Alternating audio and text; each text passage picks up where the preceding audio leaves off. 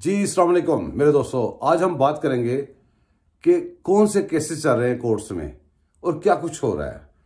खबरें आती हैं, हम उसके ऊपर गौर नहीं करते। थोड़ी सी गौर करें। पहले एक कोर्ट्स में जो केस चल रहे हैं इमरान खान नामी बंदे के, इस्लामाबाद में पहले वो भर के जो केस इधर से उठाता था सीधा इस्लामाबाद हाई कोर्ट में, जो केस बनता था सीधा इस्लामाबाद हाई कोर्ट में। क्यों? वहाँ अतर मनल्ला बैठा था इमरान जज, फिर वो सुप्रीम कोर्ट में वहाँ पे बंदेलू इमरान बैठा हुआ है, इसलिए उधर को जाता था। अब वो बंदयाल तो पिट गया ना मोरा, वो तो ऐसा छुप गया पीछे जाकर किसी चीज़ के, अपने दिन पूरे कर रहा है, दिन गिन रहा है वो अपनी मुराद सेव करने के लिए, ताकि बच जाके मैं पूरी वो रिटायरमेंट तक निकल जाऊँ, तो रिटायरमेंट पे फिर मुराद लूँ, पेंशनें लूँ, सब कुछ लूँ, सारी ज़िंदगी पर याशी करूँ। इसलिए वो खामोशी से आराम से छुप के बैठ गया। तो जो अतर मनल्ला उसको भी उसने ऊपर खींच लिया, अपने साथ ला कर बैठा लिया, क्योंकि सारे काम इन्होंने डन अपनी तरफ से कर लिया, अभी कर रहे हैं, करने की कोशिश करते हैं, लेकिन प्रेशर बहुत है। अब कुछ थोड़ा सा फर्क पड़ा है वहाँ पे, पता नहीं अब फ्यूचर में जाकर पता चलेगा, थोड़ा सा पड़ा कि ज़्यादा पड़ा है, बहरहाल थोड़ा सा भी फर्क नज़र आना शुरू हुआ है।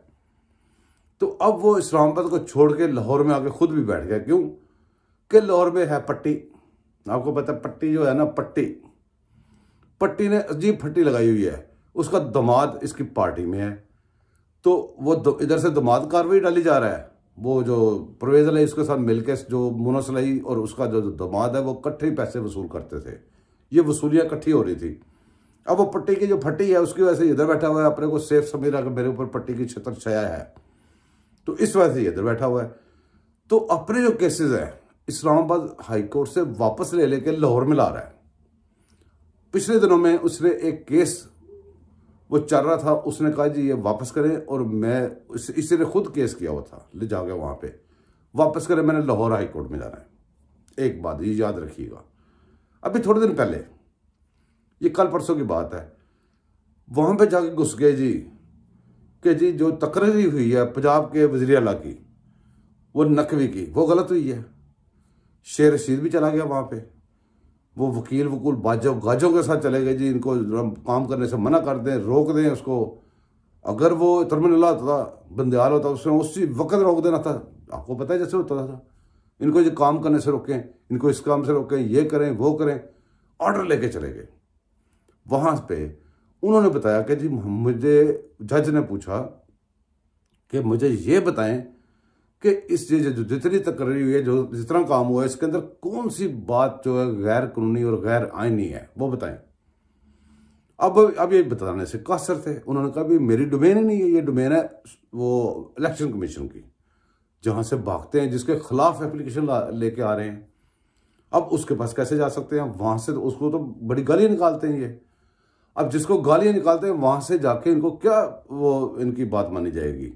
और ऊपर से डिमांड जो है गैर कानूनी गैर आईनी है। उसका यह हुआ कि जज साहब ने कहीं से, अब जब भी पाकिस्तान के कितने भी हालात खराब होना, कहीं ना कहीं से उम्मीद की किरण जिंदा रहती है। क्यों? कि पाकिस्तान के ऊपर, पाकिस्तान में दुआएं करने वाले बहुत लोग हैं, पाकिस्तान के ऊपर अल्लाह पाक की खास करम नवाजी है। तो वहां पे जज साहब ने इनको जुर्माना डाला है, वकीलों को। शेर रशीद वो भी जाके उधर शोर शराबा करने लग गया। उन्होंने कहा भी आप बताओ आपको क्या मसला है?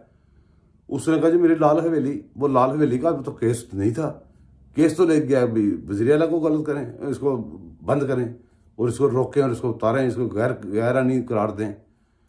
तो पीछे लाल हवेली छुपी थी, उसकी भी बेइज्जती हुई है, उसकी बेइज्जती करके बाहर निकाला। और बाहर आपको शायद पता नहीं है कि 17-18 मिनट खड़ा रहा मीडिया का इंतजार करता हुआ, जो अपने आप को मीडिया की डार्लिंग कहता है, और जो मीडिया जिसकी डार्लिंग है वो आया ही नहीं था उधर पे। वो जैसे को पंजाबी में गाना भी था, नहर वाले पुल ते बुला के माही सड़क उते, पता नहीं क्यों गया, इस तरह ये बैठा रहा। तो दोस्तों बात यह है कि इन लोगों के पास अब दिखाने के लिए, बचाने के लिए कुछ भी नहीं है। ये जो आपको बातें कर रहे थे, सुना रहे थे, वो और थी, और जो असल में जो ग्राउंड रियलिटी वो हमेशा और होती है। ये इनके आप करतूत देखें, इनका सब कुछ देखें और गौर रखें इनके ऊपर। मेरे दोस्तों ये तो होगी कोर्टों कचहरियों की बात, और ये इमरान खान की और इमरान के खवारियों की 2 नंबरियां। अब जो असल मसला है, असल जो मुद्दा है, वो है महंगाई। और महंगाई जो बेलगाम हो चुकी है और महंगाई बढ़ती जा रही है और बम गिर रहे हैं इस कौम के ऊपर। आप ये देखें कि भाई कोई भी आप आज काम करें उसका जो असर है वो कुछ देर के बाद में आता है। ये वो असरात आ रहे हैं जो इनकी गवर्नमेंट के अंदर रहने की वजह से शुरू हुआ था और वो असरात हमारे तक अब पहुंच रहे हैं। अब मसला ये है, पेट्रोल है महंगा हो गया। किसके लिए? पाकिस्तानियों के लिए।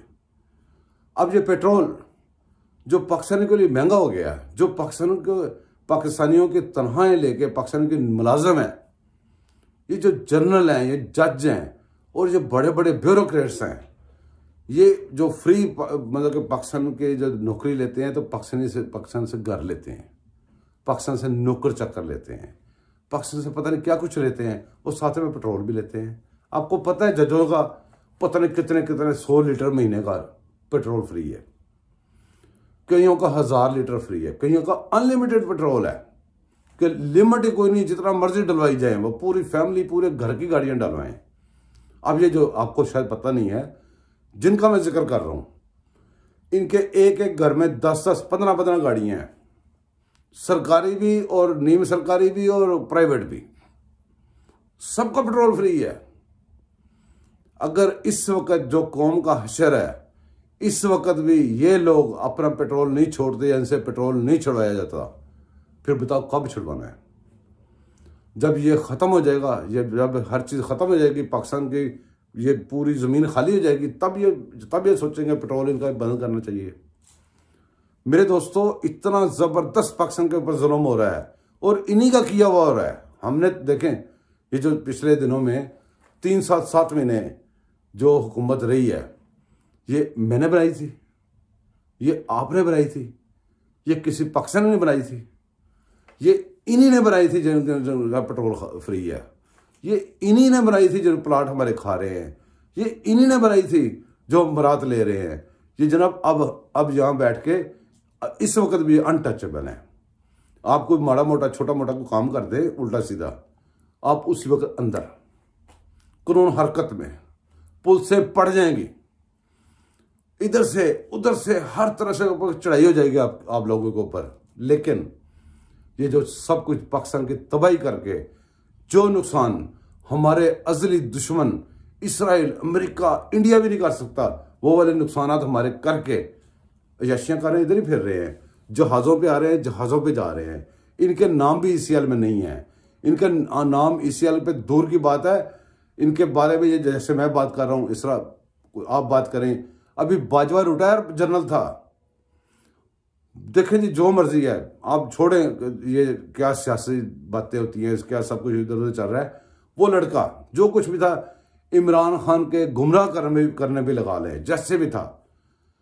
बाजवे के जुर्म तो थे ना, बेशक वो अपनी तरफ से और तरह जुर्म कहते हैं, बाजवा खुद मानता है जुर्म मैंने किए हुए हैं, तो हमें हमारे सामने भी उसके जुर्म पड़े हुए हैं सारे।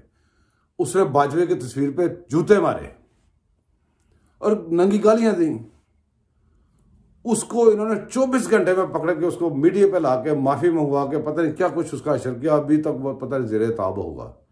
यार इतना जबरदस्त, इतनी कुरान पाक की बेहरमती बंदे करने वाले के साथ नहीं होता, नबी पाक की बेहरमती करने वालों के साथ नहीं हुआ। और यही लोग बेहरमती करने वालों को जहाज पे प्रोटोकॉल दे के बाहर निकालते हैं, ये उनसे भी ऊपर हो गए हैं। अंदाजा करें ये कौम क्या कुछ भुगत रही है, कौम महंगाई भुगत रही है, ये भुगत रही है। अब कौम यकीन करें ये कहती है पेट्रोल भी यहाँ पे ख़त्म कर दें, इनको साथ ख़त्म कर दें, बिजली की तरह ख़त्म कर दें, पत्थर के ज़माने में भेज दें, साथ इनको भी ख़त्म कर दें। ये कब ख़त्म होंगे? कौन ख़त्म करेगा इनको? कब तक ये चलेगा? पाकिस्तान में हम कैसे ऐसे रुकते रहेंगे? हम दुनिया में कैसे जलील होते रहेंगे? सोचिए ज़रा इसके। दोस्तों ये तो बातें होती रहेंगी, अब मेरी बात सुने गौर से। कल मैं इंडिया का एक क्लिप देख रहा था, इधर बैठे हुए यूट्यूब के ऊपर ना, इंडिया ने एक टाटा कंपनी इंडिया की, उस कंपनी का उन्होंने वो कुछ ट्रक शक नए लॉन्च किए, तो मैं उनको प्रोग्राम देख रहा था। यकीन करें ऐसे से ज़बरदस्त दुनिया में जो बड़े ट्रक बनते हैं जिनका आगे से मुंह घूम जाता है, बड़े ट्रालों वाले मशीनें वो बनाई इलेक्ट्रिक ड्यूअल, पता नहीं कैसे कैसे ज़बरदस्त। और मैं देख देख के हैरान परेशान इतनी इतनी ज़बरदस्त, वो बेचेगा दुनिया में, पैसे कमाएगा, वो टाटा कंपनी, टाटा बिरला वो चलेगी, सब कुछ होगा। और हम इधर अपना पेट्रोल और इन चीज़ों को रो रहे हैं। क्यों? इंडिया में माशाल्लाह नहीं कभी लगी। बांग्लादेश, जिसको हमने, हमारे लोगों ने मसाले बनाई हुई थी ना, फलाना बंदा 2 टके का, फलाना 2 टके का। आपको पता है कि उनके, हमारे 2 रुपये उनका 1 टका, अब उससे भी ज्यादा, अब तो मेरे ख्याल में 3 रुपये हो गया, उसका 1 टका हो गया। हम तो 2 टके के भी नहीं रहे। अब अंदाजा करें आप। बहरहाल बात यह है, सोचें इसके ऊपर, सोचें कब तक ये गर्म तवा करके उसके ऊपर वर्दियां पहन के बैठ के भी कहेंगे ना कि हम न्यूट्रल हो गए हैं। ये कुछ देर के लिए गर्दन अंदर छुपा लेते हैं, जब पेट इनका भर जाता है ना, सारा माल सक कर लेते हैं खजानों से, फिर ये इसी तरह कहते हैं। आपको नहीं याद कि पहले इन्होंने कभी नहीं कहा कि हम न्यूट्रल हो गए हैं? पहले नहीं कहा कि सियासत से हम दूर रहेंगे? पहले कब नहीं कहा कि भाई हम सियासत से दूर हो गए? जाते हैं फिर आ जाते हैं।